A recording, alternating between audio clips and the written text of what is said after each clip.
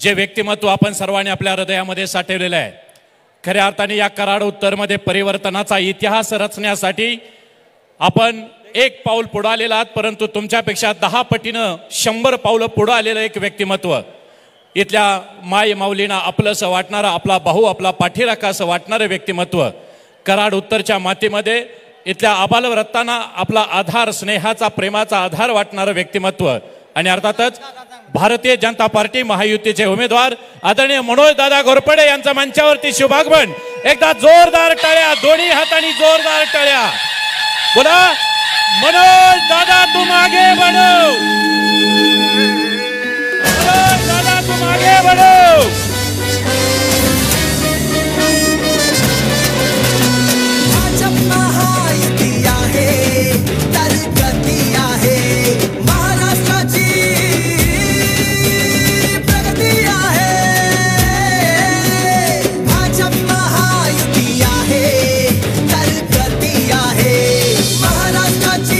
खाली बसून घ्या मंडळी, खाली बसून घ्या. चला पुन्हा एकदा पुकार द्या. भारत माता की, भारतीय जनता पार्टीचा, महायुतीचा, मनोज दादा तुम आगे बढ़ो, एकच वादा. धन्यवाद.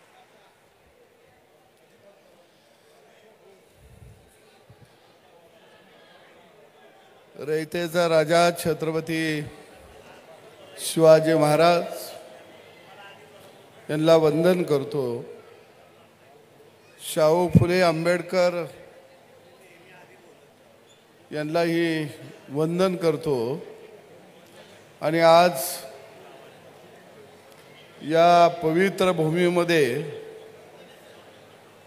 खंडोबा रायाच्या या भूमीमध्ये आदरणीय माझे सहकारी मनोजदादा यांची आज या ठिकाणी प्रचाराची जाहीर सभा, प्रचाराचा शुभारंभ या ठिकाणी होत आहे. आणि त्यासाठी महाराष्ट्राचे लोकनेते, राज्याचे उपमुख्यमंत्री आदरणीय देवेंद्रजी फडणवीस या ठिकाणी थोड्याच वेळामध्ये या सभेसाठी येत आहेत. या व्यासपीठावरती भारतीय जनता पक्षाचे सर्व प्रमुख नेते, शिवसेनेचे प्रमुख नेते, आठवले साहेबांच्या रिपब्लिकन पार्टी ऑफ इंडियाचे प्रमुख नेते, रयत क्रांती संघटनेचे प्रमुख सगळे, त्याचबरोबर राष्ट्रवादी पक्षाचे प्रमुख नेते, सर्व आदरणीय व्यासपीठ आणि जमलेल्या शेतकरी भावांनो, तरुण मित्रांनो, माता भगिनी आणि पत्रकार भावांनो, जतची सभा संपवून या ठिकाणी दादांच्या सभेसाठी मला येण्याचं भाग्य लाभलं. निश्चितच मनोज दादा हे एक प्रेमळ, सोज्वळ, सर्व गुणसंपन्न असं नेतृत्व, आणि या गुणसंपन्न नेतृत्वाला महाराष्ट्राच्या विधानसभेमध्ये पाठवण्याचा निश्चय आज तुमच्या संख्येवरून या ठिकाणी स्पष्ट झालेला आहे असं म्हटलं तरी वावगं ठरणार नाही. एका बाजूला आदरणीय पवार साहेब गटाचे गेली अनेक वर्ष राष्ट्रवादीचे आमदार हे तुमच्या समोर उभा आहे. मागच्या सरकारच्या काळामध्ये त्यांच्याकडे सहकार आणि पणन खातं होतं. मी त्यांना 6 वर्ष विधानसभेमध्ये पाहिलं माझ्या कालखंडामध्ये. पण हे आमदार महोदय नेमकं हे कुठल्या भागातनं आलं या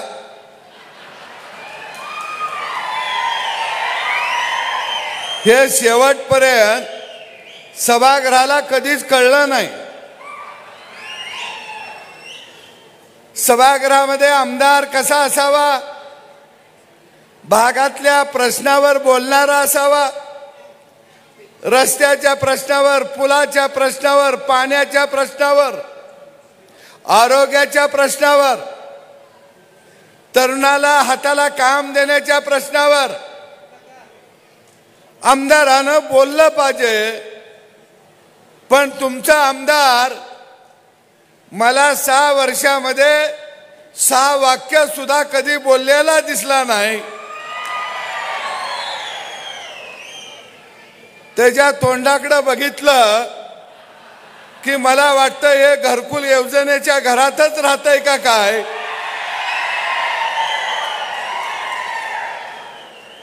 तुम्हाला बी मानावं लागेल, अशा मुक्या प्राण्याला तुम्ही अनेक वर्ष निवडून देत राहिला।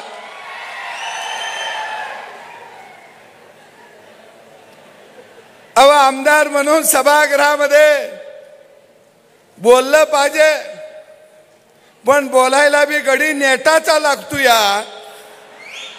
आणि म्हणून मनोज दादाला यावेळी विधानसभेमध्ये आपल्याला पाठवायचं आहे।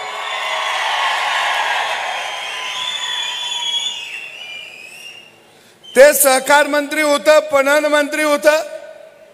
मी सभागृहामध्ये अनेक वेळा त्यांना सहकार खात्यावर प्रश्न विचारले, त्यावेळी ते बोलायला उभा राहायचे। तुमचा प्रश्न बरोबर आहे, तुम्ही विचारलेले योग्य आहे आणि याच्यावर निश्चितपणाने विचार केला जाईल। मला प्रश्न पडायचा ह्यो कशाचा विचार करतो या, त्या प्रश्नाचा आणि त्या उत्तराचा काही संबंध असायचा नाही। आणि म्हणून आपल्याला लोकशाहीमध्ये भारतरत्न डॉक्टर बाबासाहेब आंबेडकर यांनी जो मताचा अधिकार दिलाय, तो अधिकार कशासाठी दिलाय तर आपला लोकप्रतिनिधी जनतेचा सेवक बनून तिथं काम करत राहिला पाहिजे, यासाठी मताचा अधिकार। अरे मला वाटतंय हे आमदार किती वर्ष झालं दादा? 25 वर्ष। ह्यांना बी मानावं लागेल, एवढं वर्ष गडी आमदार आहेत तरी भाषण काय करतात। परत एकदा मला निवडून द्या, या भागाचा विकास करायचा आहे। आता कुठल्या भागाचा? चला एक एक आमदार 25 वर्ष निवडून येतो तरी काय म्हणतो, मला भागाचा विकास करायचा आहे। 25 वर्ष काय शेतात नांगर धरायला येतो का बाबा? आता भाकरी फिरवली पाहिजे, नाहीतर ती करपल। भाकरी फिरवा। आणि या क्षणमनायाला ज्यांची आपण सर्वच मंडळी आतुरतेने वाट पाहतोय, खऱ्या अर्थाने महाराष्ट्राच्या विकासाचा आयडॉल पाहून महाराष्ट्राच्या विकासाची गौडदौड अखंडपणे चालू ठेवणाऱ्या तुम्हा सर्वांचे लोकप्रिय लाडके उपमुख्यमंत्री आदरणीय नामदार देवेंद्रजी फडणवीस साहेबांच्या मंचावरती शुभागमन होतंय। जोरदार टाळी झाली पाहिजे, हात वरती करून जोरदार टाळी। बोला भारत माता की जयकोट जयकोट, छत्रपती शिवाजी महाराज की। भारतीय जनता पार्टीचा महायुतीचा आणि सर्व मान्यवरांच्या शुभ हस्ते आपल्या सर्वांना अभिवादन केलं जातंय। आदरणीय मनोज दादा यांच्या प्रचारार्थ बोला भारत माता की, भारतीय जनता पार्टीचा महायुतीचा। आपल्या सर्वांच्या जोरदार टाळ्या झाल्या पाहिजे, जोरदार टाळ्यांनी स्वागत सर्व मान्यवरांचं।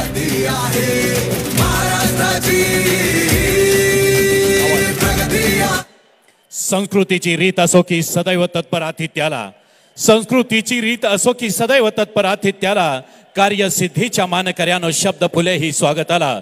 अखंड हिंदुस्थानचं प्रेरणास्थान शिवप्रभूंच्या प्रतिमेचं प्रतिमा पूजन आणि आशीर्वाद घेतले जात आहे सर्व मान्यवरांच्या शोभास्ते.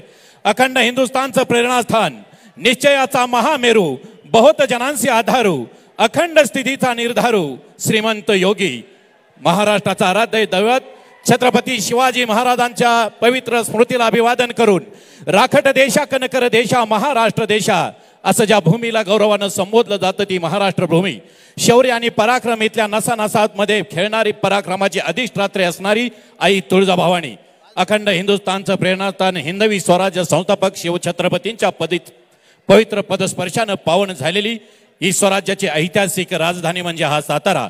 आणि या साताऱ्याच्या ऐतिहासिक कराड उत्तर हा विधानसभा मतदारसंघ मार्तंड भैरव खंडेरायाच्या वास्तव्यानं पवित्र आणि पुनीत झालेली, कृष्णा, कोयना, उरमोड आणि तरळीच्या पाण्यानं पवित्र आणि सुगंधित झालेली इथली माती आणि इथली माणसं.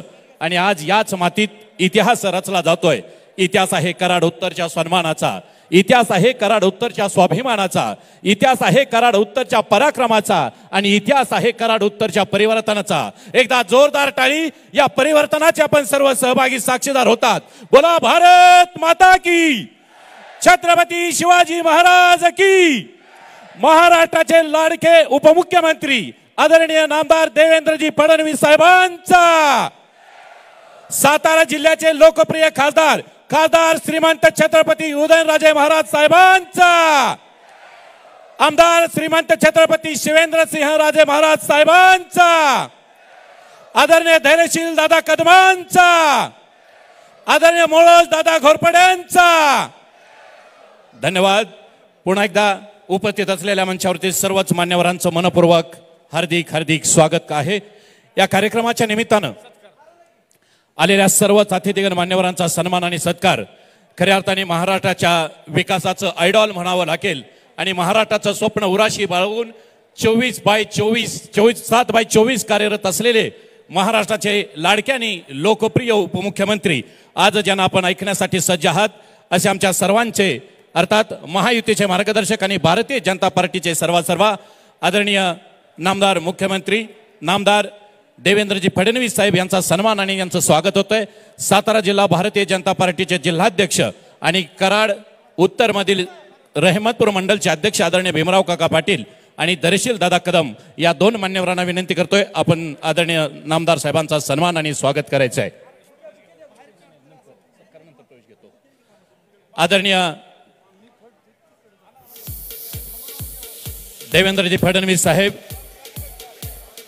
उपमुख्यमंत्री महाराष्ट्र राज्य यांचा सन्मान होतोय आणि तो सन्मान करण्यासाठी मी निमंत्रित करतोय सातारा जिल्हा भारतीय जनता पार्टीचे जिल्हाध्यक्ष, एक यशस्वी जिल्हाध्यक्ष आदरणीय धैर्यशील दादा कदम आणि आदरणीय भीमराव काका पाटील मंडलाध्यक्ष या दोघांच्या शोभाते त्यांचा या ठिकाणी सन्मान होतोय. आणि मंचावरती उपस्थिती अखंड महाराष्ट्राचं प्रेरणास्थान खऱ्या अर्थाने मानपण गादीला आणि मतपण गादीला काही दिवसापूर्वीच या गादीचा सन्मान अखंड महाराष्ट्रानं पाहिला. ते सातारा जिल्ह्याचे लोकप्रिय खासदार उदयनराजे भोसले यांचा या ठिकाणी सन्मान होतोय. जोरदार टाळ्यांच्या गजरामध्ये स्वागत करायचंय.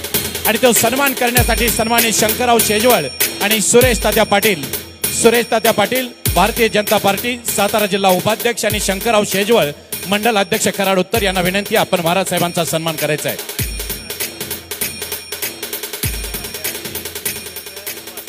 महायुतीचे आमच्या सर्वांचे घटक पक्ष आदरणीय अजितदादा पवार राष्ट्रवादी काँग्रेसचे कोरेगाव तालुका कार्याध्यक्ष आदरणीय राजेश गाडगे आणि उपाध्यक्ष आदरणीय सचिनजी बेलागडे साहेब यांच्या दोघांच्या वतीने आदरणीय फडणवीस साहेबांचाही या ठिकाणी सन्मान केला जातोय. त्यांचं या ठिकाणी स्वागत केलं जातंय.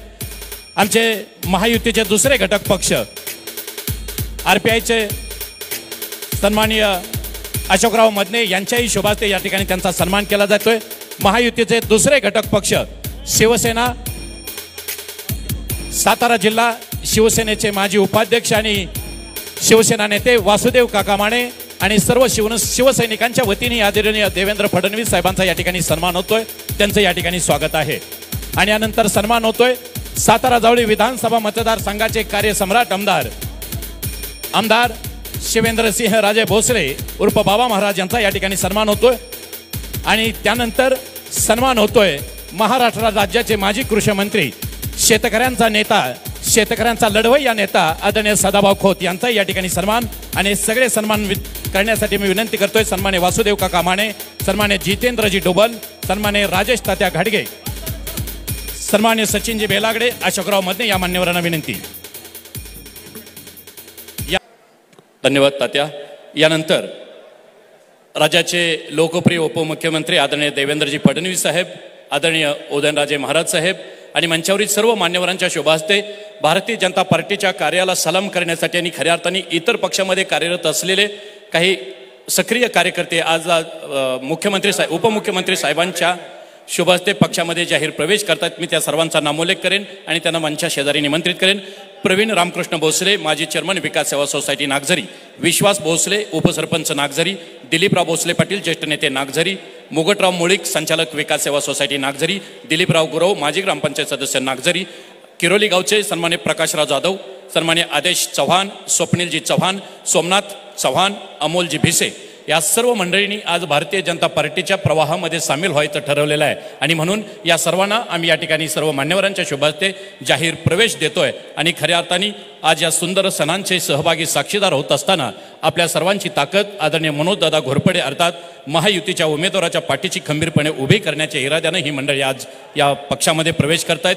त्याचबरोबर चालू वर्षीच्या विधानसभेच्या निवडणुकीमध्ये आमच्याच मित्रमंडळींनी खऱ्या अर्थाने आपला उमेदवारी अर्ज दाखल केलेला होता. मात्र आमच्या सर्व नेते मंडळीच्या विनंतीचा मान राखून या मंडळींनी उमेदवारी अर्ज माघारी घेतला आणि जाहीर आमच्या महायुतीच्या उमेदवाराला अर्थात आदरणीय मनोजदादा घोरपडे यांच्या उमेदवाराला जाहीर पाठिंबा दिलेला आहे. असे आमचे ज्यांनी उमेदवारी अर्ज माघारी घेतला असे प्रशांतराव कदम, सैनिक फेडरेशन महाराष्ट्र प्रदेश सातारा जिल्हा अध्यक्ष यांनी जाहीर पाठिंबा दिल्याबद्दल मान्यवरांच्या शुभाहस्ते आम्ही त्यांना सन्मानित करतोय.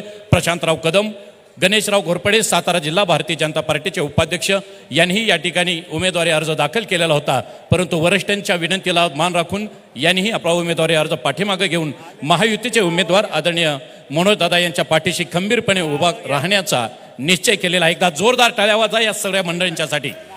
दुसरे सन्माननीय महादेव साळुंके, भारतीय जनता पार्टी तालुका उपाध्यक्ष यांनी आपला उमेदवारी अर्ज माघारी घेतलेला आहे आणि पाठिंबा दिलेला आहे. त्यांचं या ठिकाणी स्वागत.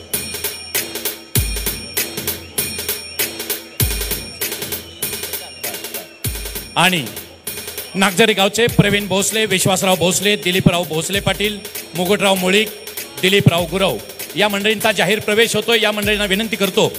किरोली गावचे प्रकाशराव जाधव, आदेश चव्हाण, स्वप्नील चव्हाण, सोमनाथ चव्हाण, अमोलराव भिसे याही मंडळींनी भारतीय जनता पार्टीच्या आणि महायुतीच्या उमेदवाराला जाहीर पाठिंबा दिलेला आहे. आणि खऱ्या अर्थाने एक नाव खरोखर ज्यांचा नामोल्लेख होणं गरजेचं आहे. आदरणीय महाराज साहेबांच्या शब्दाला प्रमाण मानून त्यांचा खंदा मावळा, त्यांचा खंदा समर्थक आदरणीय कुलदीप अण्णा क्षीरसागर यांनी आपल्या उमेदवाराला जाहीर पाठिंबा दिलेला आहे. एकदा जोरदार टाळ्या कुलदीप अण्णा क्षीरसागर यांच्यासाठी आणि त्यांनाही निमंत्रित करतोय. आदरणीय उपमुख्यमंत्री साहेबांच्या शुभाहस्ते आपला सन्मान होतोय. आणि यानंतर मी विनंती करतोय आदरणीय धैर्यशील दादा कदम, सातारा जिल्हा भारतीय जनता पार्टीचे यशस्वी जिल्हाध्यक्ष आदरणीय धैर्यशील दादा कदम, आपणास विनंती आहे आपण आपलं मनोगत व्यक्त करायचं आहे. वास्तविक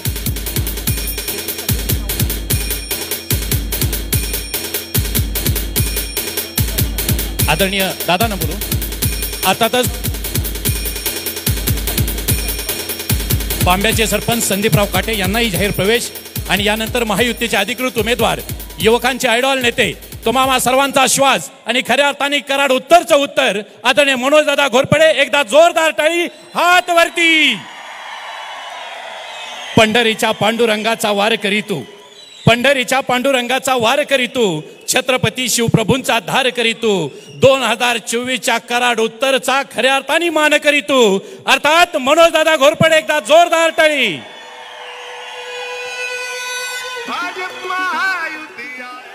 अखंड महाराष्ट्राचं आराध्य दैवत पालचा खंडोबारायाच्या नगरीमध्ये आज 2024 विधानसभा निवडणुकीचा प्रचाराचा शुभारंभ महाराष्ट्र राज्याचे लोकनेते आदरणीय उपमुख्यमंत्री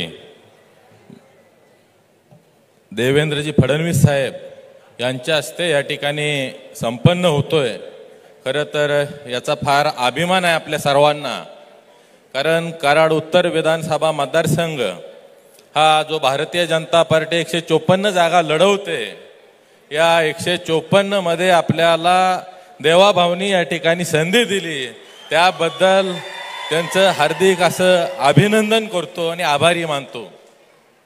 आजच्या या कार्यक्रमाला आपल्या सर्वांचं दैवत श्रीमंत छत्रपती उदयनराजे भोसले महाराज, तसंच श्रीमंत छत्रपती शिवेंद्रसिंहराजे भोसले महाराज, तसेच विधान परिषदचे आमदार आदरणीय सदाभाऊ खोत साहेब, आपल्या जिल्ह्याचे जिल्हाध्यक्ष धैर्यशीलदादा कदम, त्याच पद्धतीनं भगवंतजी खुबा साहेब, अशोकजी गायकवाड, तसंच या ठिकाणी उपस्थित सर्वच व्यासपीठ, खरं तर सर्वांचीच नावं घेणं गरजेचं आहे.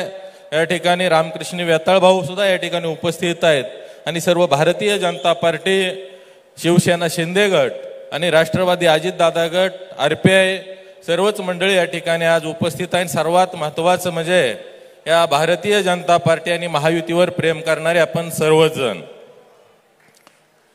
खरं तर या ठिकाणी इथले जे आमदार आहेत ते जवळपास 25 वर्ष या विधानसभेचं नेतृत्व करतायत.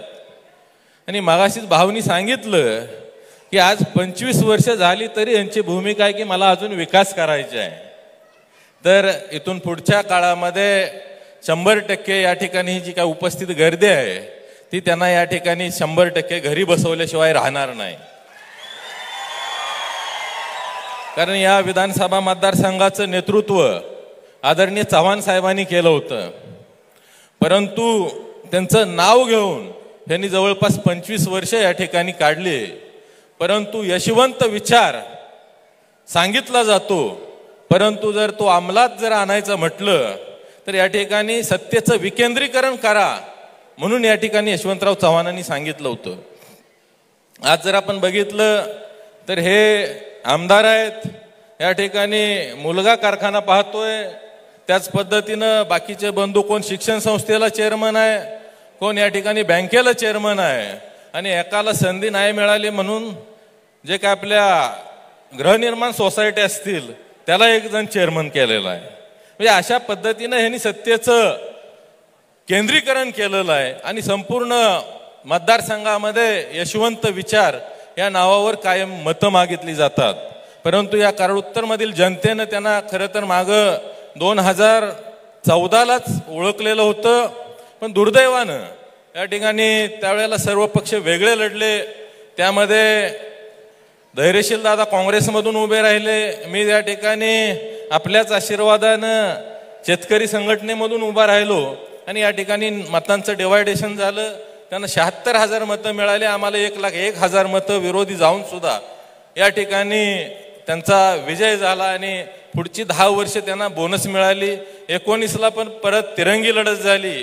परंतु आज सर्वच जनतेची मागणी होती या कराड उत्तर विधानसभा मतदारसंघामध्ये की इथं होणारी लढत ही एकास एक झाली पाहिजे. आणि खरं तर एकास एक लढत होऊन या ठिकाणी आम्हाला जसं लोकसभेला उदयन महाराजांना या ठिकाणी कमळ या चिन्हावर मत द्यायची संधी मिळाली, त्याच पद्धतीची संधी या ठिकाणी कराड उत्तर विधानसभा मतदारसंघामध्ये सुद्धा मिळायला पाहिजे ही भूमिका घेतली. आज आपण ज्या काही केलेल्या मागण्या होत्या त्या या ठिकाणी देवेंद्रजी फडणवीस साहेबांनी दोन्ही मागण्या आपल्या मान्य केल्या आणि या ठिकाणी एकास एक लढत केली आणि या ठिकाणी आपल्याला कमळ हे चिन्ह कराड उत्तरमध्ये बऱ्याच वर्षांनी या ठिकाणी मतदान करायला आपल्याला मिळते. त्यामध्ये आदरणीय उदयन महाराज असतील, शिवेंद्र बाबा असतील, त्याच पद्धतीनं जयकुमार गोरे भाऊ असतील, या सर्वांनीच ह्या मतदारसंघामध्ये यावेळेला भारतीय जनता पार्टीकडे मतदारसंघ ठेवावा अशा पद्धतीचा आग्रह धरला आणि त्या माध्यमातून खरं तर आपल्याला या ठिकाणी येणाऱ्या 20 तारखेला कमळ चिन्ह या ठिकाणी मतदान करण्यासाठी उपलब्ध झालेलं आहे. आज आपण बघतोय संपूर्ण महाराष्ट्रामध्ये एकाच दिवशी सर्व ठिकाणी इलेक्शन आहे. साहेब, मी आता इलेक्शनच्या निमित्तानं तसंच अगोदर सुद्धा आम्ही लोकसभेचे इलेक्शन पासून फार अगोदर 4 महिन्यापासून या ठिकाणी ताकदीनं काम करतोय. परंतु जी आपली लाडकी बहीण योजना आहे, ही योजना या महाराष्ट्र राज्यामध्ये अतिशय गेम चेंजर अशा पद्धतीची ही योजना झालेली आहे. प्रत्येक गावामध्ये जाईल तिथं महिला भगिनी म्हणतात आम्हाला फक्त कमळ पाहिजे, आम्हाला बाकीचं काही नको आहे. आणि घरात जरी आमचा मिस्टर या ठिकाणी राष्ट्रवादीचं काम करत असले तरी आम्हीच आता त्यांना ह्या वेळेला इतक्या दिवस आम्ही तुमचं ऐकलंय, ह्या वेळेला तुम्ही कमळाला मत द्या अशा पद्धतीनं सांगतायत आणि पुढे दम पण देतायत. जर नाही दिलं तर मग संध्याकाळचं जेवण सुद्धा बंद करावं लागेल. हे अशा पद्धतीची प्रतिक्रिया या ठिकाणी संपूर्ण विधानसभा मतदारसंघामधून येते. आणि या माध्यमातून खऱ्या अर्थानं आर्थिक तर स्वावलंबी महिलांना आपण केलेलंच आहे, परंतु त्यांचा आत्मसन्मान वाढवण्याचं काम या लाडकी बहीण योजनेनं केलेलं आहे. आज शेतकरी राजा सुद्धा आमचा खुश आहे. या ठिकाणी 7.5 HP पर्यंतचं लाईट बिल आपण माफ केलंय आणि त्या माध्यमातून आज आमच्या पालनगरीमध्ये सुद्धा किमान 7 ते 8 कोटी रुपये या ठिकाणी शेतकऱ्यांना माफ झालेले आहेत. परंतु जरा ज्या वेळेला जातो त्यावेळेला एक थोडीशी मागणी राहते शेतकऱ्यांची की हे किमान 10 HP पर्यंत तरी लाईट बिल माफ झालं पाहिजे. आणि इथून पुढचं येणारं शासन हे आपलं महायुतीचंच असणार आहे आणि त्यामध्ये आपण 10 HP पर्यंतच्या शेती पंपाला या ठिकाणी लाईट बिल माफ कराल अशी या ठिकाणी आपल्याकडे मी मागणी करतो.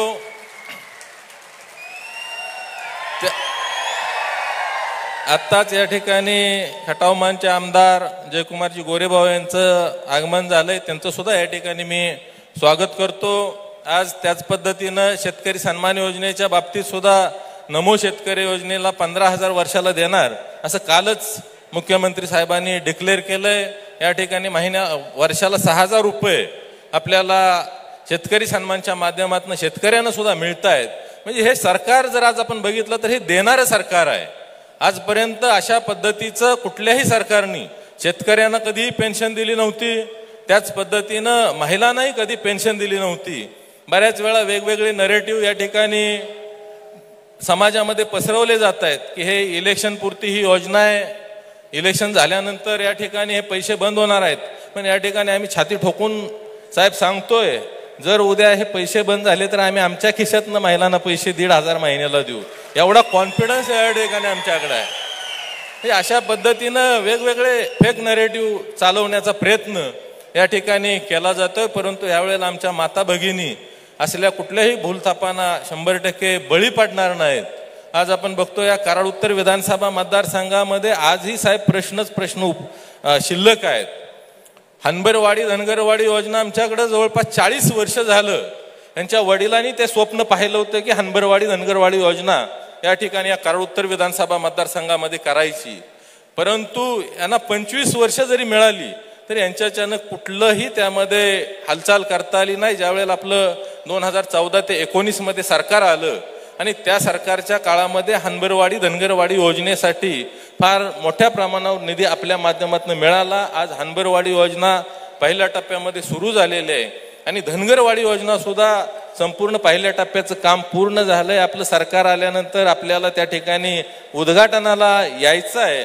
आणि त्याच पद्धतीनं आज तारळीचं धरण हे आपण आज तारळीच्या तीरावरच या ठिकाणी आहोत. 2010 मध्ये तारळीचं धरण झालंय. त्याला एक्सप्रेस कॅनॉलला जोडण्यासाठी कोपर्डे लिंक कॅनॉल या ठिकाणी मंजूर झालेला होता. त्याचं काम 14 ते 19 मध्ये मोठ्या प्रमाणावर झालं होतं. जवळपास मधल्या 2.5 वर्षामध्ये यांच्याकडे पालकमंत्रीपद असून सुद्धा त्या ठिकाणी त्यामध्ये कसलीही हालचाल झालेली नव्हती.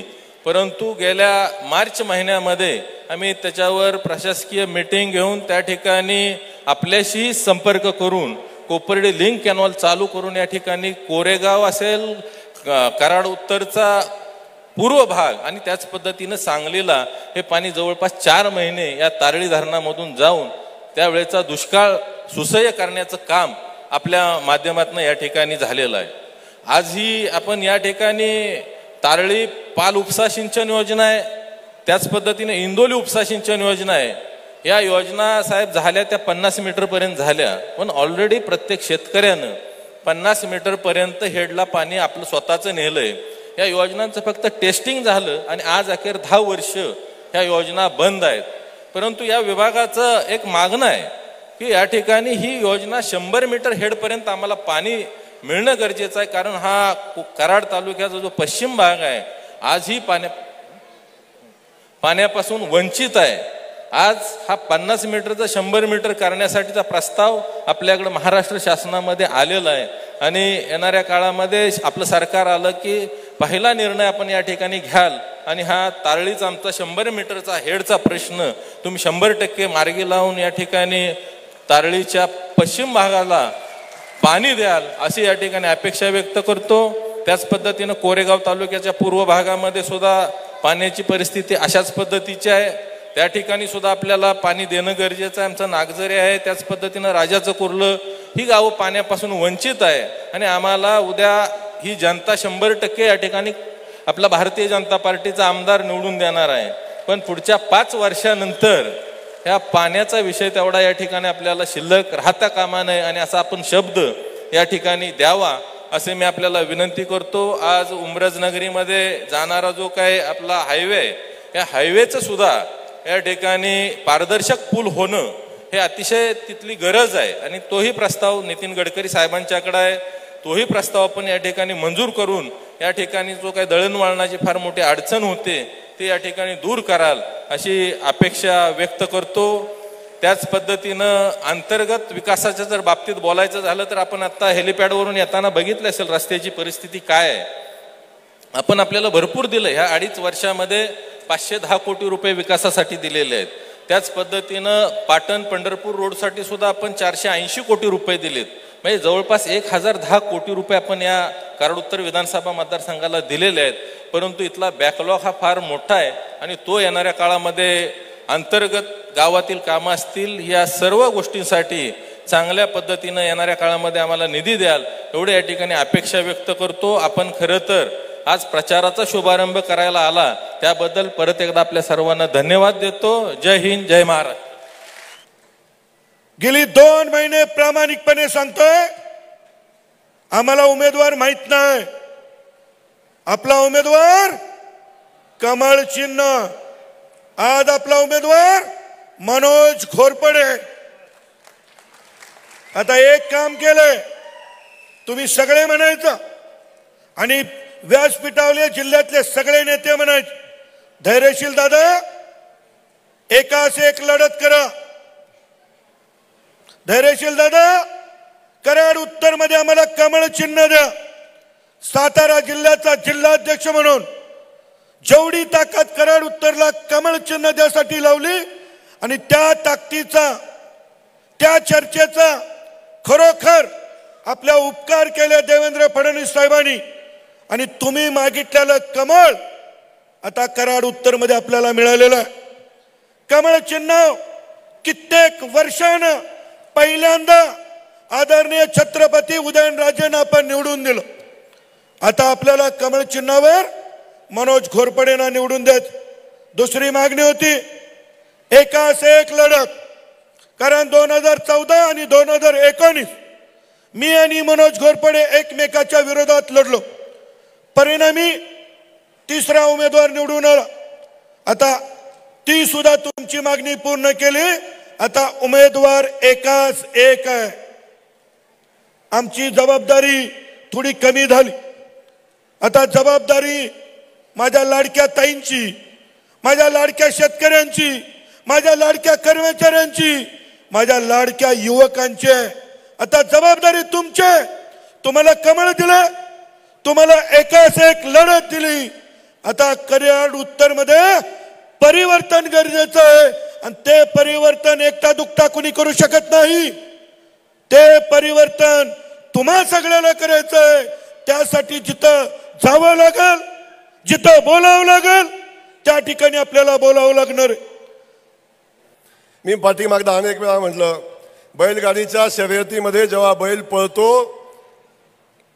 जोपर्यंत जिंकतो तोपर्यंत आपण त्या बैलाचं कौतुक करतो. आवताला माझा शेतकरी बांधव आहे, आवताला बैलाला आपण देव मानतो. पण असं असलं तरी सुद्धा आवताला चालणारा बैल जर आवत वरता वरता बसला तर अपशकून म्हणून त्या बैलाला आपण घरी बसवतो आणि नवीन बैल आणतो. गेल्या 25 वर्षापासून हा बैल आवताला बसतोय तरी सुद्धा आपण मतं देताय. माझी विनंती आहे, आता हा बसा बैल बदला आणि या मतदारसंघासाठी ताकदीनं प्रयत्न करणारा, या मतदारसंघाची चेहरामोहरा बदलण्याची क्षमता असणारा आमचा मनोज दादा भारतीय जनता पक्षाच्या चिन्हावर विधानसभेमध्ये पाठवा. आदरणीय देवेंद्र फडणवीस साहेब त्यांच्या सोबत आहे, आम्ही सगळेजण मनोज दादाच्या सोबत आहे. दादा चिंता करू नका. तुम्ही मला परवा दिवशी येऊन सांगितलं या सगळ्यांसोबत बसायला लागतं. जयकुमार गोरे असेल, त्यांचे सगळे सहकार्य असेल, दिलेला शब्दाला जागणाऱ्या औलादे आहेत, लक्षात असू द्या. गद्दारी आमच्या नसात आणि रक्तात नाही. कोण काय म्हणतं याचा आम्ही फार दखल घेत नाही. पण मनोज दादा विधानसभेला जाण्यासाठी जे काय करायला लागेल तुम्ही, ती माझे सगळे धैर्यशील दादा असतील, भीमराव काका, ही सगळी टीम असेल, आमचे संपत दादा असतील, सगळी टीम तुमच्या पाठीशी ताकदीनं उभी राहील आणि मनोज दादाला विधानसभेमध्ये घेऊन जात असताना आमच्या देवेंद्र फडणवीस साहेबांनी पुन्हा एकदा राज्याचं नेतृत्व करावं या इच्छेसाठी आम्ही सातारा जिल्ह्यातनं साहेब सगळेच्या सगळे चिन्हावचे आमदार घेऊन येऊ. आम्ही सगळेच्या सगळे चिन्हावचे आमदार घेऊन येऊ.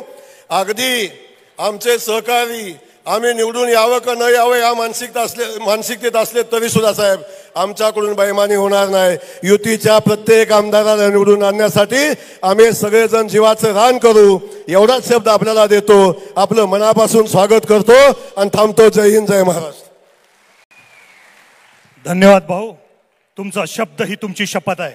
यानंतर मी निमंत्रित करतोय देवेंद्र भाऊ, महाराष्ट्रामध्ये राबणाऱ्या योजनांचा सातारा जिल्ह्याला जावली तालुक्याला जर सिंहाचा वाटा मिळायचा असेल तर तिथं शिवेंद्र सिंहानाच गेलं पाहिजे. कोला लांडग्याचं काम नाही, हे जनतेनं ठरवलंय. मी निमंत्रित करतोय शिवेंद्र बाबा यांना, शिवेंद्र सिंह यांना.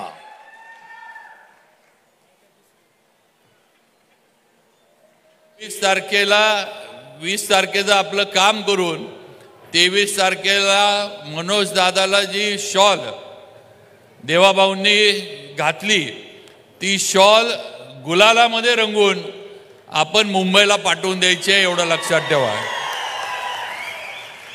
आता माग वळून बघणे नाही. सगळ्या माझ्या बहिणी, सगळ्या अक्का ताई, सगळ्यांनी लक्षात ठेवा, जे तुम्हाला एवढं लाडकी बहीण म्हणून जे दिलंय देवेंद्रजींनी, एकनाथ शिंदे साहेबांनी, अजितदादांनी, हे कोणी काढून घेणार नाही. आणि आता तुमची जबाबदारी जास्त आहे की सगळ्या माझ्या दाजींवर लक्ष ठेवा. दाजी काय घरात येऊन वेगळं सांगतात का? कारण दाजींना कसं असते, आम्हाला फिरायला फार लागतं, त्यामुळं दाजी काय बाहेरनं वेगळं येऊन सांगतोय का बघा. आणि जरा दाजींना पण मतदानाला बरोबर तुमच्याबरोबरच घेऊन जावा आणि नीट मतदान भारतीय जनता पार्टीला, कमळाला आणि आपल्या मनोजदादांना करतात का नाही, एवढी सगळ्या माझ्या बहिणींनी खबरदारी या निवडणुकीमध्ये घेणं गरजेचं आहे.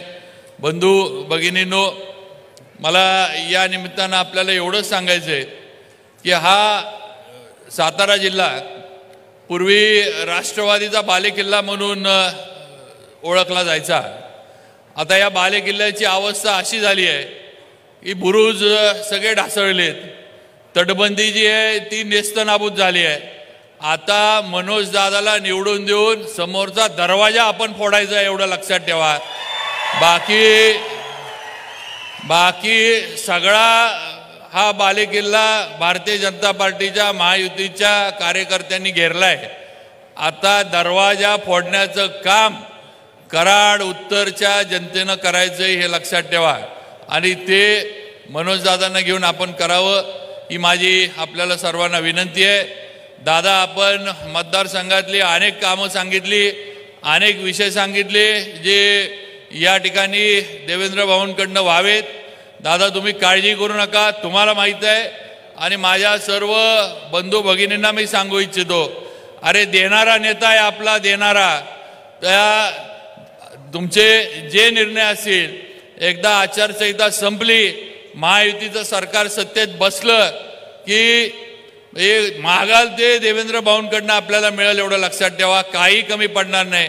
त्यामुळं विश्वास ठेवून मनोजदादाच्या मागं उभं राहा. मनोजदादाला सर्वांनी ताकदीनं पुढं न्या. सातारा तालुक्यातल्या पण माझ्या सर्व सहकाऱ्यांना मी सांगू इच्छितो, आपला सातारा तालुका हा कैलासवासी अभयसिंहराजे भोसले यांचा तालुका आहे. भाऊसाहेब महाराजांची या तालुक्याला ओळख आहे. भाऊसाहेब महाराजांनी हा तालुका खऱ्या अर्थानं जिल्ह्याच्या नकाशावर आणला, नाहीतर आपल्याला कोण विचारत नव्हतं. आपल्या तालुक्याला कुठल्या गिनतीमध्ये घेतलं जात नव्हतं. अशी आपली अनेक वर्ष आपली अवस्था होती. पण खऱ्या अर्थानं या तालुक्याला ओळख देण्याचं काम हे श्रीमंत छत्रपती अभयसिंह महाराजांनी, भाऊसाहेब महाराजांनी केलं, हे विसरू नका. आणि आज त्यांचा विचार घेऊन मी सुद्धा काम करतोय. मी आज देवेंद्रजींबरोबर काम करतोय म्हटल्यावर मला पण काहीतरी चांगलं वाईट कळतंय. म्हणून आज देवेंद्र भाऊंबद्दल किंवा त्यांच्याबरोबर मी आहे हे लक्षात ठेवा. त्यामुळं सातारा तालुक्यातल्या भाऊसाहेब महाराजांच्यावर प्रेम करणाऱ्या आणि भाऊसाहेब महाराजांच्या विचारावर निष्ठा ठेवणाऱ्या कार्यकर्त्यांनी मनोजदादांच्या मागं ताकदीनं उभं राहिलं पाहिजे. ही माझी अगदी नम्रपणाची विनंती या ठिकाणी आपल्याला करू इच्छितो. आणि मला खात्री आहे की 23 तारखेची मिरवणूक हे एकीकडं सातारमध्ये माझी निघणार आहेच, कारण तेवढं देवेंद्रजींनी मला 5 वर्ष ताकदच दिली आहे, कामच तेवढं मला करण्याची त्यांनी संधी दिली. आणि दुसरी मिरवणूक साताऱ्यामध्ये जी आली पाहिजे ती मनोजदादाची आली पाहिजे, एवढं लक्षात ठेवा आणि कामाला लागा. एवढीच या निमित्तानं आपल्याला सर्वांना विनंती करतो. लक्षात ठेवा, फक्त कमळ. पूर्वी एक घोषणा होती की ताई माई अक्का विचार करा पक्का, आणि कमळाच्या समोरचं बटन दाबूनच कमळावर मला शिक्का, हे लक्षात ठेवा. आणि मनोज दादाला विजयी करावा एवढीच विनंती करतो आणि थांबतो. जय हिंद, जय महाराष्ट्र.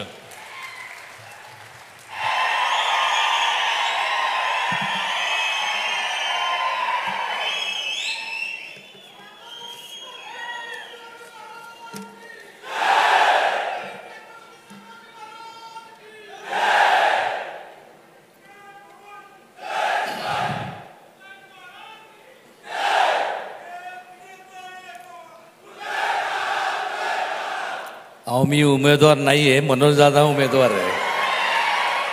सर्वप्रथम या ठिकाणी आल्यानंतर अनेक माझ्या अगोदरच्या वक्त्यांनी अनेक भाषणं केले.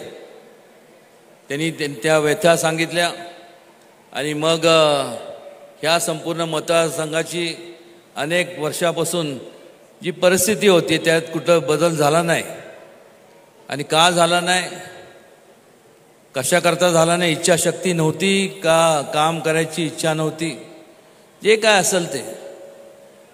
हा तसं पाहायला गेलं तर हा काँग्रेसचा बालेकिल्ला पहिल्यापासून संपूर्ण पश्चिम महाराष्ट्र. पण पश्चिम महाराष्ट्रातल्या लोकांना केवळ झुलवत ठेवलं.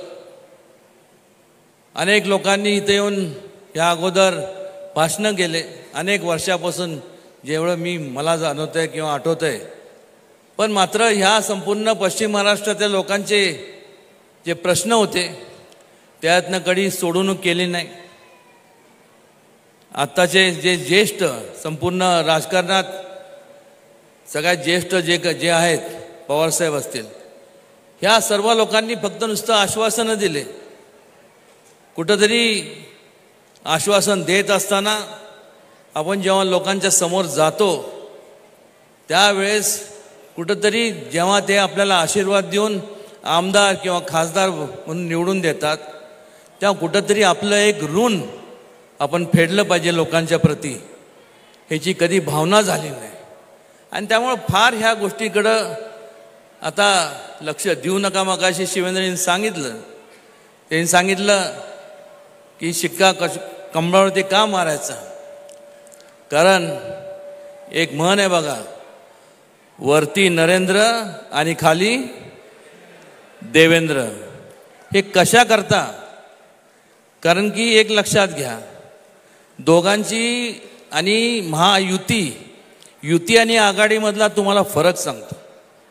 युती म्हणजे कधी होती, जेव्हा लोक विचारांनी एकत्र येतात, लोक विचारांनी कुठल्या विचारांनी प्रेरित होऊन येतात, लोकांच्या कल्याणाचा विचार घेऊन जेव्हा लोकांसमोर आपण जातो, लोकांचं हित पाहण्याकरता, लोकांना गाडी अडचणीला आपण उपयोगी पडतो. बहिणी असतील, शेतकरी वर्ग असेल, भाऊ असतील, जे काय सर्व उपेक्षित वर्ग असेल, आज या संपूर्ण देशामध्ये आपण जर पाहिलं अनेक वर्षापासून काँग्रेसची सत्ता होती. केवळ तब्बल म्हणजे मला वाटतं स्वातंत्र्य मिळाल्यानंतरचा काळ जर पाहिला तर 50हून अधिक वर्ष त्या सत्ता होती. मग का ह्या योजना राबवल्या गेल्या नाही? नावं ठेवणं सोपं असतं. आणि जेव्हा युती होती ती वैचारिकदृष्ट्या युती होती. आज या संपूर्ण युतीचा अर्थ म्हणजे जेव्हा एक लोक तुमच्या आमच्यासारखे सर्व आपण जेव्हा एका विशेष लोककल्याणाच्या विचाराने जो महाराजांचा विचार होता तो विचार मनात धरून जेव्हा आणि ध्येय आपलं निश्चित ठरतं जे ठरलंय तर त्यावेळेस युतीचा अर्थ काय की जेव्हा लोक विचाराने एकत्र येतात त्यांना एकत्र ठेवण्याकरता कुठल्या ताकदीची किंवा आमिषाची गरज भासत नाही. कारण की उद्दिष्ट आपलं ते आणि कायमस्वरूपी एकत्र राहतात. आणि म्हणून आज महायुतीचं जी प्रगती चालली आहे संपूर्ण देशभरात वेगवेगळ्या योजना राबवल्या जातात. लोकांच्या कल्याणकारी योजना राबवल्या जातात. महाराष्ट्र राज्यात सुद्धा आणि वेगवेगळ्या राज्यांमध्ये जर आपण पाहिलं तर अत्यंत चांगल्या पद्धतीने भारतीय जनता पक्ष आणि संपूर्ण महायुतीच्या माध्यमातून मित्र पक्षांच्या माध्यमातून चांगल्या योजना राबवल्या गेल्यात. आणि आघाडी आणि युतीमधला तुम्हाला फरक सांगतो.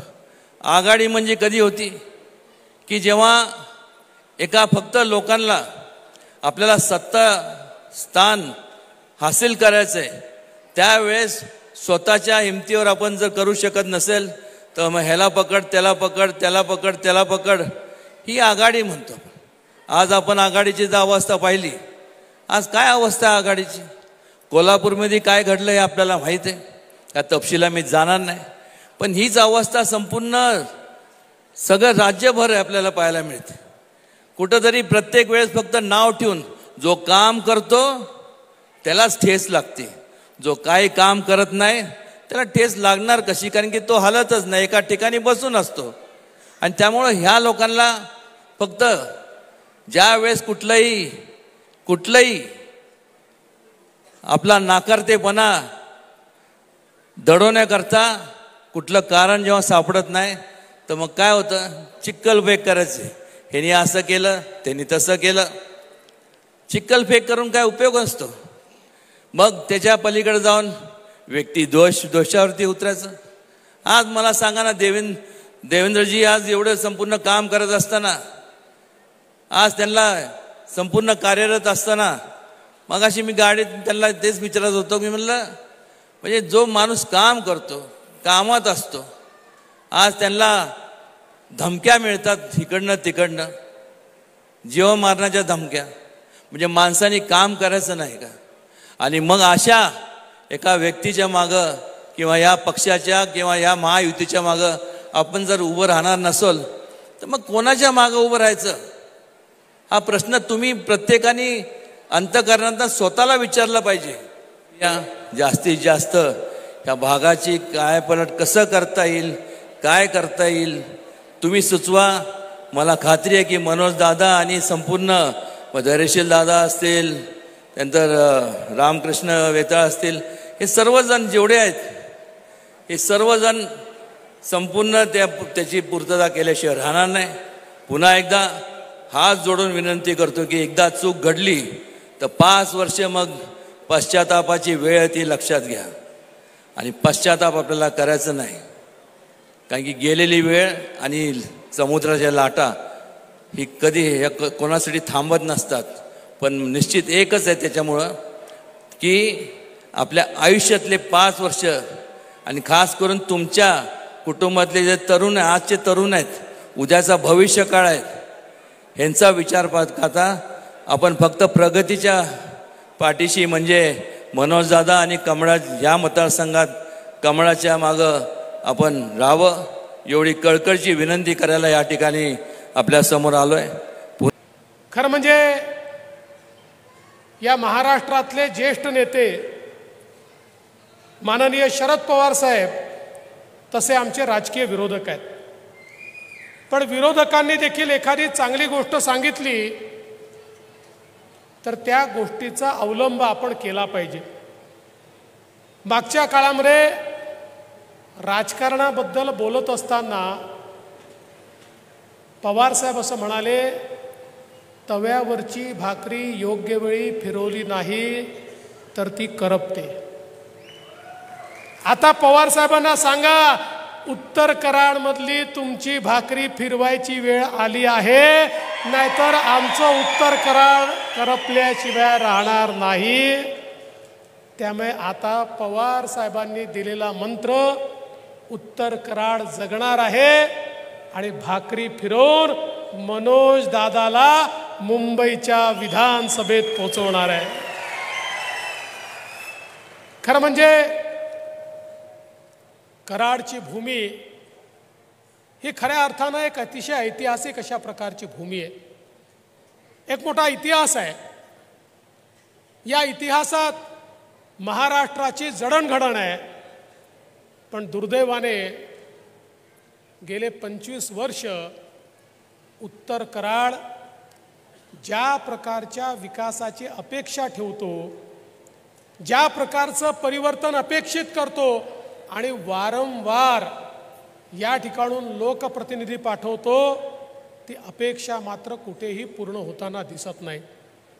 खरं म्हणजे याच्याकरता गेल्या 2 निवडणुका कोणी जबाबदार असेल तर ते तुम्ही नाही, आम्हीच जबाबदार होतो. तुमच्या मनात परिवर्तन होतं, पण तुमच्या परिवर्तनाचा एक केंद्रबिंदू आम्ही तयार करू शकलो नाही आणि म्हणून परिवर्तन घडलं नाही. दोन्ही निवडणुका आमचे मनोज दादा आणि धैर्यशील दादा एकमेकासमोर आले आणि त्यामुळे तिसऱ्याचा फायदा झाला. आणि म्हणून तुमचं सातत्याने म्हणणं होतं, आम्हाला परिवर्तन घडवायचं आहे, पण तुम्हीच काही करत नाही, तुम्हीच लोक एकत्रित येत नाही, तुम्हीच कोणाला एकत्रित आणत नाही. आणि म्हणून यावेळेस निवडणुका जाहीर झाल्यानंतर मी या ठिकाणी मनोज दादा असतील, धैर्यशील दादा असतील, रामकृष्ण वेताळजी असतील, सगळ्यांना एकत्रित केलं आणि त्यांना सांगितलं, तुम्हाला खरंच परिवर्तन हवं आहे का? ते म्हणाले हवं आहे. मग म्हटलं कोणाला तरी त्याग करावा लागेल आणि एकाला पुढे न्यावं लागेल. आणि मला मनापासून आनंद आहे की सगळ्यांनी मिळून ठरवलं की ठीक आहे, आम्ही त्याग करतो, मनोज दादाला पुढे नेऊ आणि त्याला या ठिकाणी परिवर्तनाचा चेहरा करू.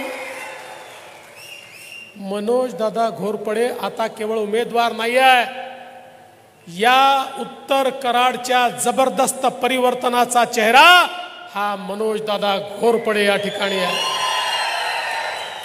आज आपण पाहू शकतो, जयाभाऊंनी सांगितलं ही गोष्ट खरी आहे. हा सगळा भाग कृष्णकाठचा भाग, ज्या भागामध्ये अनेक नद्यांचा उगम होतो, ज्या भागाने खऱ्या अर्थानं महाराष्ट्राला पाणीदार केलं, अशा या भागामध्ये देखील अनेक ठिकाणी आपल्याला दुष्काळ दिसतो, दुष्काळी वातावरण दिसतं. आणि या दुष्काळाकरता केवळ आपल्याला शब्द दिले गेले, मात्र दुष्काळ दूर करण्याचं त्या ठिकाणी प्रयत्न झाला नाही. पण 2014 ते 2019 आपल्या आशीर्वादानं संधी मिळाली आणि या ठिकाणी दुष्काळाच्या विरुद्ध लढाई आपण सुरू केली. आणि मग वेगवेगळ्या योजना असतील, या ठिकाणी टेंबू, ताकारी, म्हैसाळ, जे कटापूर, उरमोडी सगळ्या योजनांना मोठ्या प्रमाणात निधी देऊन दुष्काळी भागाचा चेहरा बदलण्याचं काम हे आपण त्या ठिकाणी सुरू केलं. आणि आज आपण पाहू शकतो, इतक्या मोठ्या प्रमाणात या ठिकाणी सिंचनाची कामं झालेली आपण बघितली. आणि मी तुम्हाला दादा या ठिकाणी शब्द देतो, तुम्ही सांगितलं इंदोली उपसा सिंचन योजना, पाल उपसा सिंचन योजना, या ठिकाणी 50 मीटर हेड असल्यामुळे पाणी मिळत नाही. तुमच्या सगळ्यांच्या साक्षीनं सांगतो, अरे मनोज दादाला पाठवून तर पहा, 100 मीटरचं हेड, 100 मीटरचं हेड करून देतो आणि प्रत्येक शेतीपर्यंत पाण्याचा थेंबन थेंब हा त्या ठिकाणी पोहोचवण्याचा शब्द हा देवाभाऊ तुम्हाला देतो. हे परिवर्तन या ठिकाणी निश्चितपणे आम्ही करून दाखवू.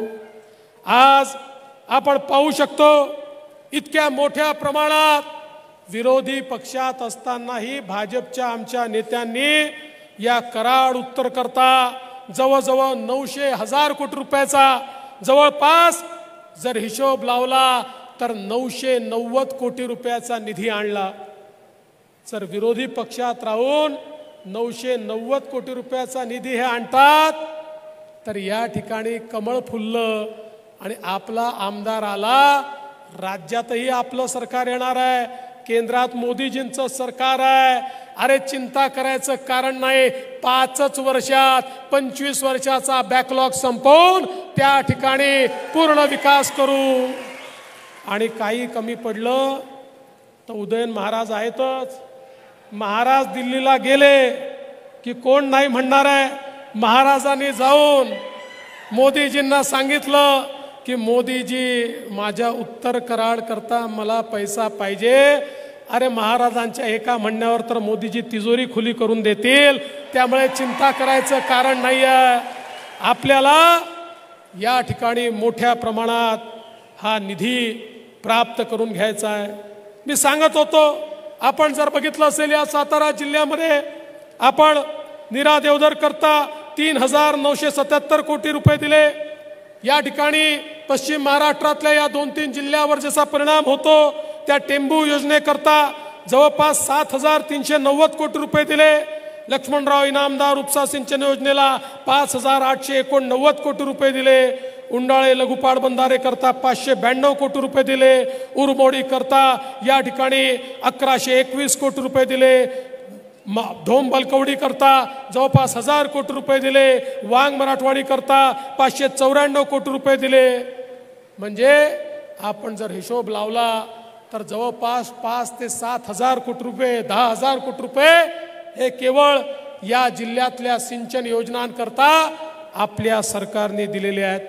आणि म्हणून आपण कुठेही विकासामध्ये मागे नाही, पण केवळ विकास करून आपण थांबलो नाही तर शेतकऱ्यांचा विचार हा मोठ्या प्रमाणात झाला पाहिजे.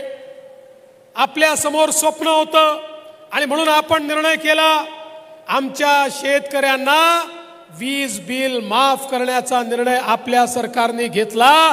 तुम्ही आता शेतकऱ्यांना विचारा, त्यांना बिल येत नाही. 000चं बिल येतं. कारण महिन्याचं 3 महिन्याचं जे शेतकऱ्यांचं बिल आहे ते आता सरकारने भरण्याचा निर्णय घेतला. यापुढे 5 वर्षापर्यंत आमच्या शेतकऱ्यांना विजेचं बिल येणार नाही, ही तजवीज आपल्या सरकारने या ठिकाणी केली. आणि एवढंच नाही, 14,000 मेगावॅट आता सौर वीज निर्मिती आपण सुरू केली आहे. म्हणजे आमच्या शेतकऱ्यांना पुढच्या 2 वर्षानंतर 365 दिवस 24 तास वीज आम्ही देणार आहोत. त्यांना त्या ठिकाणी रात्री शेतामध्ये जाऊन काम करण्याची गरज पडणार नाही. आपल्याला माहिती आहे शेतकऱ्यांच्या पाठीशी उभं राहणारं सरकार आहे. या सरकारने ऊसाच्या शेतकऱ्यावर, कारखानदारीवर जो काही इन्कम टॅक्स लागला होता, 10,000 कोटी रुपयाचा इन्कम टॅक्स, ज्याची वसुली शेतकऱ्यांकडनं करा असा आदेश सुप्रीम कोर्टाने दिला. अरे किती वेळा शरद पवार साहेब महाविकास आघाडीच्या काळात किंवा त्या UPAच्या काळात पंतप्रधानांपर्यंत डेलिगेशन घेऊन जायचे, 10,000 कोटी रद्द करा, 10,000 कोटी रद्द करा. हात हलवत वापस यायचे. आम्ही एक डेलिगेशन घेऊन आमचे नेते आणि देशाचे सहकार मंत्री अमित शहांकडे गेलो. त्यांनी आमचं म्हणणं प्रधानमंत्री महोदयांपुढे मांडलं आणि एका झटक्यामध्ये 10,000 कोटी रुपयाचा इन्कम टॅक्स नेहमी करता माफ करण्याचं काम हे मोदी सरकारने करून दाखवलं. आता माझ्या शेतकऱ्याला जर एखाद्या कारखान्याने जास्त भाव दिला तर इन्कम टॅक्स लागणार नाही. अशा प्रकारची दुरुस्ती ही मोदी साहेबांनी या ठिकाणी करून दिली. आज आपण पाहतोय, कालच आपण आपल्या वचननाम्याची 10 कलमं या ठिकाणी घोषित केली आणि त्याच्यामध्ये आपल्या मुख्यमंत्र्यांनी घोषणा केली, पुन्हा तुमच्या आशीर्वादानं आपलं सरकार आलं तर शेतकऱ्यांची कर्जमाफी देखील या ठिकाणी आपलं सरकार करणार आहे. हा शब्द आपल्या सरकारने या ठिकाणी दिलेला आहे. आज आमच्या बहिणींकरता वेगवेगळ्या योजना आपल्या सरकारने आणल्या. आपल्याला कल्पना आहे लेक लाडकी सारखी योजना आणली, ज्या योजनेमध्ये ज्यांच्या घरी मुलगी जन्माला आली मुलीच्या जन्माचं स्वागत झालं पाहिजे. मुलगी जन्माला आली की 5,000, पहिल्या वर्गात गेली की 5,000, 7व्या वर्गात गेली की 7,000, 11व्या वर्गात गेली की 8,000, 18 वर्षाची झाली की 75,000, 1,00,000 रुपये त्या घरामध्ये देण्याचा निर्णय आपल्या सरकारने घेतला. एवढंच नाही तर आपल्या सरकारने ठरवलं महिलांना ST मध्ये 50% तिकीट लागेल, 50% कन्सेशन आपण दिलं. जेव्हा आम्ही कन्सेशन दिलं STचे लोक आले, म्हणाले STचा बट्ट्याबोळ होईल, ST नुकसानीत जाईल, निर्णय घेऊ नका. आम्ही सांगितलं निर्णय घेऊ, तुम्हाला अडचणत आली तर पैसे देऊ. महिन्याभरापूर्वी ते पुन्हा आले, म्हणाले काय उत्तम निर्णय घेतला, तुमच्या निर्णयामुळे इतक्या महिला प्रवास करायला लागल्या की नुकसानीत असलेली आमची ST नफ्यामध्ये त्या ठिकाणी आली. आता योजना बंद करू नका. मग मी जरा माहिती घेतली तर माझ्या लक्षात आलं आता आमच्या बहिणी आमच्या दाजींना सांगतात तुम्ही घरी बसा, मीच तालुक्याला आणि जिल्ह्याला जाऊन येते, तुम्ही गेले की डबल पैसे खर्च होतात, त्या ठिकाणी व्यसन बिसनं तुम्ही करता, पान तंबाखू काय काय खाता, त्यामुळे मी गेली तर घरचे पैसे वाचतात. आमच्या बहिणी आता बाहेर पडलेल्या आहेत. अशा प्रकारची योजना आपण त्यांच्याकरता सुरू केली. एवढंच नाही तर आपण आपल्या मुलींकरता उच्च शिक्षण आता मोफत केलं. 1,00,000 असो, 2,00,000 असो, 4,00,000 असो, सगळी फी राज्य सरकार भरताय. कारण आमच्या लक्षात आलं की सामान्य माणसाच्या घरात 2 मुलं असले तर आई बाप मुलाला शिकवतात आणि मुलीला सांगतात बाई तुला शिकवण्याची ऐपत नाही आहे, तू आता घरी बस, तुझं लग्नच करायचं आहे, तुला शिक्षण देण्याकरता आमच्याजवळ पैसे नाही आहेत. पण आम्ही सांगितलं आता चिंता करू नका, मुलीला शिकवायला तुमच्याकडे पैसे नसतील पण मुलीचे मामा हे त्या ठिकाणी मुंबईच्या मंत्रालयात बसले आहेत, मुलींचे पैसे फीचे ते भरतील. आणि आज मुलींचं मोफत शिक्षण आपण सुरू केलं. आणि एवढंच नाही तर आपण लाडकी बहीण योजना सुरू केली. लाडकी बहीण योजनेच्या अंतर्गत महिलांना वर्षाला 18,000 रुपये, महिन्याला 1,500 रुपये आपण द्यायला सुरुवात केली. आमचे महाविकास आघाडीचे नौटंकीबाज लोक पहिल्यांदा म्हणाले पैसाच मिळणार नाही, मग पैसा मिळायला लागल्यावर म्हणाले तो बँकेतनच निघणार नाही, मग हे सगळं झाल्यानंतर म्हणाले योजनाच बंद होईल. मला सांगताना या ठिकाणी अतिशय दुःख होतं. बहिणींनो, जसे आम्ही तुमचे लाडके भाऊ आहोत ना, तसे महाविकास आघाडीवाले तुमचे सावत्र भाऊ आहेत. हे सावत्र भाऊ हायकोर्टामध्ये गेले, हायकोर्टामध्ये यांनी केस केली लाडकी बहीण योजना बंद करून टाका, या ठिकाणी मुलींच्या मोफत शिक्षणाची योजना बंद करून टाका, या ठिकाणी लेक लाडकी योजना बंद करून टाका. पण काळजी करू नका, तुमचे सख्खे भाऊ बसलेले आहेत. आम्ही सगळ्यांनी मिळून कोर्टात असा लढा दिला, कोर्टाने स्थगिती द्यायला नकार दिला आणि आपली लाडकी बहीण योजना सुखरूपपणे या ठिकाणी सुरू आहे. आणि काळजी करू नका, भविष्यातही ही योजना सुरूच राहणार आहे. काल तर आपल्या मुख्यमंत्र्यांनी घोषणा केली, आता 1,500 रुपये नाही, आता 2,100 रुपये हे आमच्या लाडक्या बहिणींना त्या ठिकाणी मिळणार आहेत. आणि म्हणून आपलं जे सरकार आहे ते सामान्य माणसाचा विचार करणारं सरकार आहे, सगळ्यांच्या जीवनात परिवर्तन करणारं सरकार आहे. आम्हाला खूप विकास या ठिकाणी करायचा आहे, पण हा सगळा विकास करत असताना आमची मनापासून इच्छा आहे की या विकासामध्ये कराड उत्तर देखील आमचा भागीदार असला पाहिजे. पण कराड उत्तरला भागीदार जर करायचा असेल तर या ठिकाणी जबरदस्त परिवर्तन करावं लागेल. परिवर्तनाचा चेहरा असलेले मनोज दादा घोरपडे यांच्या पाठीशी तुम्हाला उभं राहावं लागेल, त्यांना आशीर्वाद द्यावा लागेल. आणि मी तुम्हाला शब्द देतो, एकदा मनोज दादांना तुम्ही मुंबईमध्ये मंत्रालयामध्ये विधानमंडळामध्ये पाठवलं, त्यानंतर कराड उत्तरला मागे वळून पाहावं लागणार नाही. तुमच्या विकासाची आम्ही या ठिकाणी घेतो, हा विश्वास तुम्हाला देतो. आणि माझं बोलणं संपवतो. धन्यवाद. जय हिंद, जय महाराष्ट्र.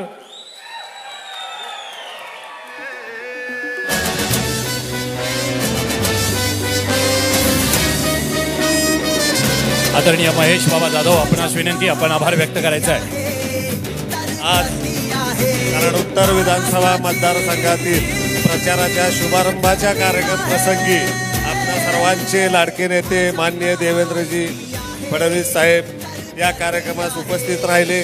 त्याचबरोबर आपल्याला कराड उत्तरसाठी कमळ चिन्ह दिलं आणि एकाच एक उमेदवारी सुद्धा त्यांनी प्रयत्न करून दिली. त्याबद्दल मी त्यांचा आभार मानतो. त्याचबरोबर माननीय छत्रपती उदय महाराज साहेब, तसेच शिवेंद्र महाराज साहेब, त्याचबरोबर आमचे लाडके नेते जयकुमारजी गोरे साहेब, सातारा जिल्हा अध्यक्ष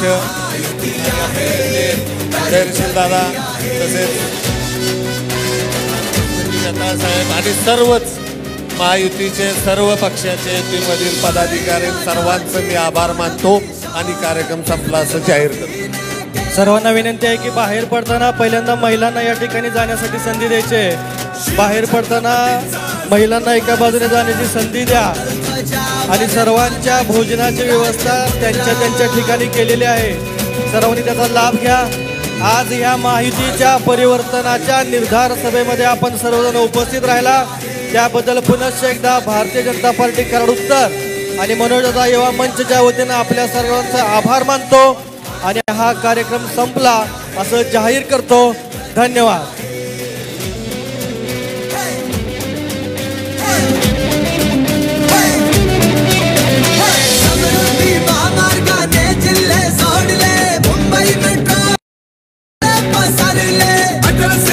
प्रवास झाला वेगवान, वेळेची बचत होते छान. माझ्या महायुती आहे, प्रगती आहे, महाराष्ट्राची प्रगती आहे. माझ्या महायुती आहे, प्रगती आहे.